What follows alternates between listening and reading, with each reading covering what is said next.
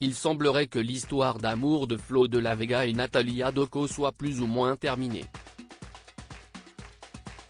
En effet, la chanteuse a confié qu'ils ont décidé de prendre des chemins différents. C'est en 2014 que le public découvre Flo de la Vega. Lors de la saison 3 de The Voice sur TF1, avec son binôme, Jérémy Frérot, ils séduisent les coachs et surtout Mika qui est parvenue à les emmener jusqu'au live. Suite à cette participation, ils sortent 2 albums avant de prendre des chemins différents. Jérémy Frérot continue de faire de la musique.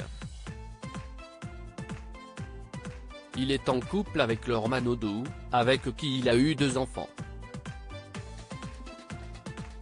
Quant à Flo de la Vega, il s'est éloigné des plateaux de télévision pour vivre en pleine nature en accord avec ses convictions.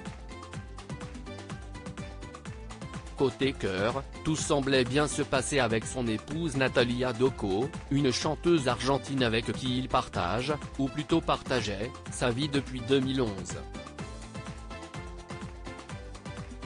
Flo de la Vega presque séparée à l'occasion de la sortie de son album, Natalia Doco s'est confiée à nos confrères de Gala sur la relation compliquée qu'elle entretient avec le chanteur. Flo et moi restons une famille très unie, mais nous avons décidé, pour le bonheur de chacun, que l'on devait pouvoir vivre la vie que l'on souhaitait, a-t-elle expliqué. Étant très fusionnels et éprouvant un amour profond, ils ont choisi, malgré leur séparation, de rester unis, amis et mariés. Celle qui habite désormais à Paris pour avancer dans sa carrière assure qu'ils se parlent tous les jours même s'ils ont mis un terme à leur amour romantique. Ils ont eu un fils ensemble, ils ont beau prendre des chemins différents, Flo de la Vega restera toujours connecté à son épouse puisqu'ils ont eu un enfant ensemble. Et le chanteur est raide dingue de son fils. En juillet dernier, il dévoilait un rare cliché du jeune garçon pour parler du plus grand défi qu'il a rencontré depuis sa naissance. Accompagner un être sans le déformer, le laisser pousser, lui proposer un cadre pour qu'il puisse trouver son chemin et devenir qui il est alors qu'au même moment, je suis moi encore en train de me chercher, au beau milieu de ce monde de fous qui nous pousse sans cesse à la déconnexion, confiait-il avant d'ajouter, en tant que part on cherche souvent un idéal et j'ai moi-même une tendance à être utopiste.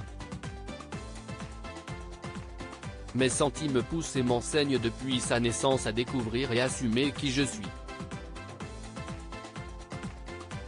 Comme si c'était ça mon rôle, lui montrer qui je suis réellement, ne plus me cacher, prendre ma place dans ce monde et ainsi l'inviter à faire de même.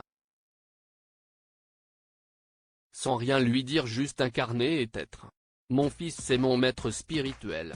À lire aussi devenir père est le plus grand défi que j'ai rencontré. Flo de la Vega se confie sur la paternité et dévoile une rare photo de son fils.